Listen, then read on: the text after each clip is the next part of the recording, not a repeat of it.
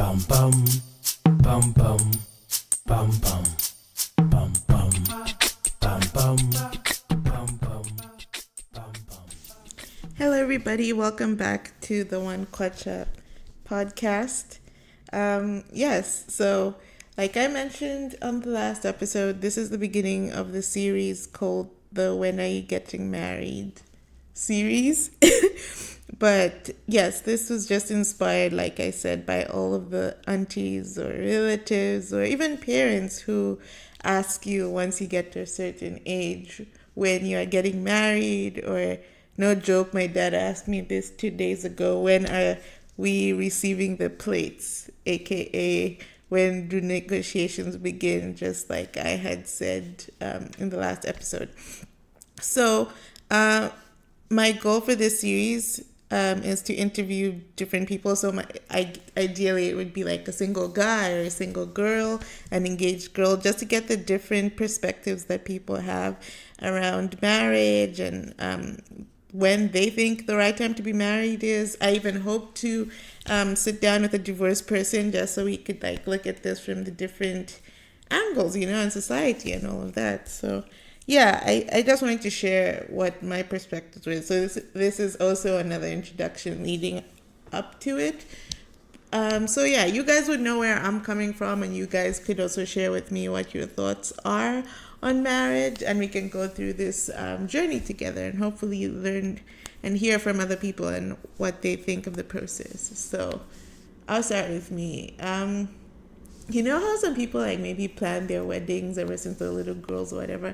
It's not something that's been constantly on my mind. Maybe you think like a dress is cool, or you go to a wedding and someone does something and you're like, oh, I may want to have this at my wedding. So I always had a timeline in my head for some reason through high school. I'm like, okay, I'll finish high school at 16 and then go to university, graduate around 22, and be married at 24. I think that was the plan. Yeah, be married at 24 or God knows what. But looking at that, I am past that age and nowhere near being married. So let's take a moment to laugh at young Kandwani. Of course, I'm not being malicious, but it just goes to show you how life doesn't always go to plan. And I mean, you can tell God your plans and he'll laugh. So that's what I think. So also coming to North America, you realize how young you actually are.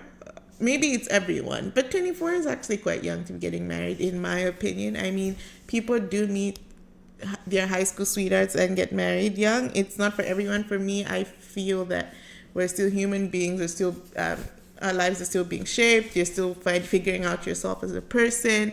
So in my opinion, I now see that young Kanwani was maybe a bit ahead of herself, because I was like getting married at 24 and pop babies out at 26, and I am close to 26 and I am not ready for a child. So yeah, that's where I'm coming from. So would I get married tomorrow? No. And I don't even know if I have the perfect age or the right time in my mind. I mean, when you do meet the right person and all of that. And do I even want to get married? That's a question I honestly have to process for myself, because it's just like there's all of these norms. You pretty much think your whole life is grow up, go to school, graduate, get married, have kids, retire, and that's it. But that's not the straight line progression that everyone's life has. Some people have a kid before and then get married, or some people just have a kid and never get married, or some people. So that's the thing. Do you need to get married? Well, there are social benefits to being married. You have a lot more respect. Of course, combined income is great. But what is the case for marriage? What is the case for marriage? So, especially in our African cultures, where marriage is seen to be something that the woman has to endure. I know it's like Shipikisha Club, like, no, you just have to be strong and endure as the wife, do this for the sake of the marriage. So that doesn't really sound appealing. I know it's not for everyone, but that's just been something, because we have, before a lady gets married, there's these ladies, elders in a sense, called Vanachimbusa, who teach you lessons and show you things and how to present in your home, how to take care of your husband. But I'm not so sure if men have such a similar process, is the amount of effort put into training girls. Because from a young age, it's always like this thought in the back of your mind: how will you be when you're married? Or can you keep a home? Or can you do this? But is that pressure and emphasis also given to guys? Like, are they told, hey, when you get married? Well, I think the only thing is the example that they see from their fathers as being providers. But beyond that, is there any training or manual or instruction that is given to young men? So that's something to think about. So, yeah, do I want to get married soon? No.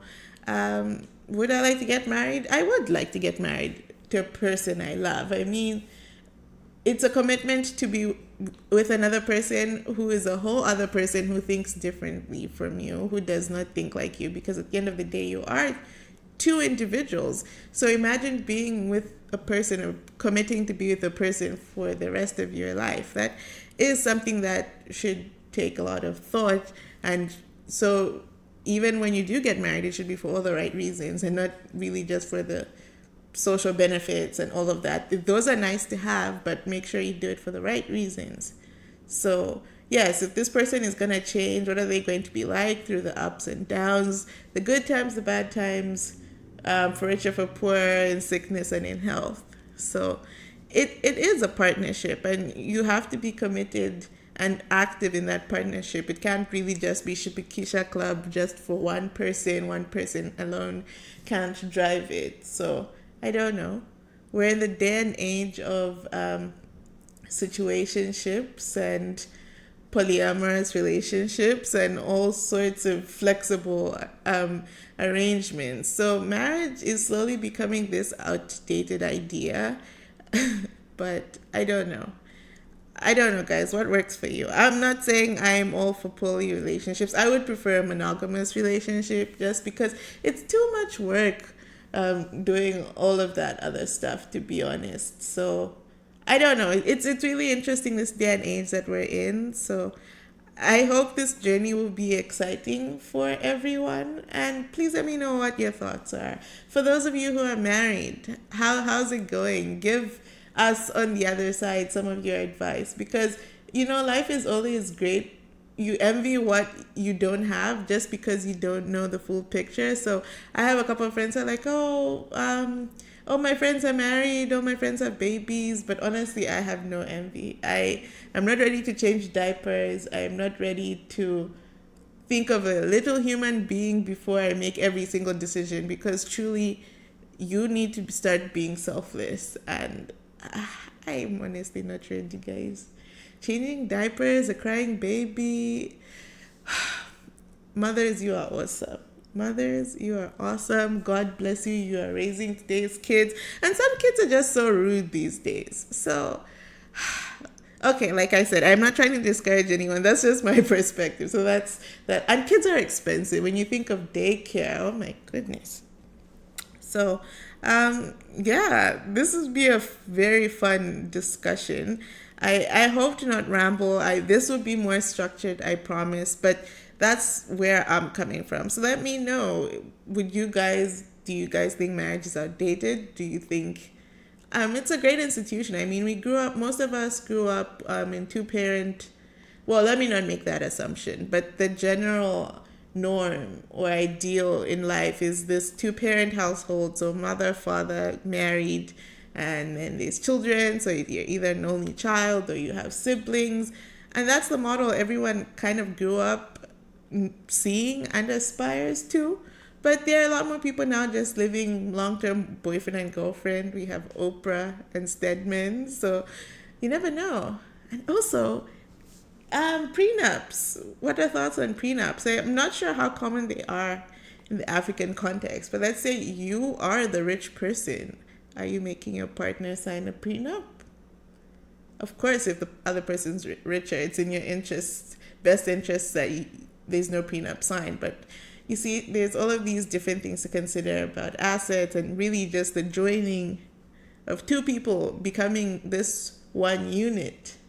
And fidelity. How would you deal with fidelity in a marriage? It's one thing if you have a boyfriend, girlfriend. I mean, cheating is still bad regardless. But I mean, if you are committed to someone and they cheat, is it all wiped away?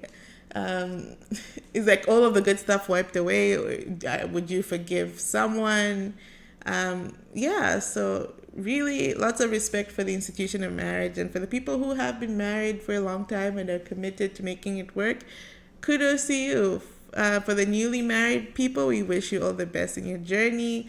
And for those of us looking from the outside, well,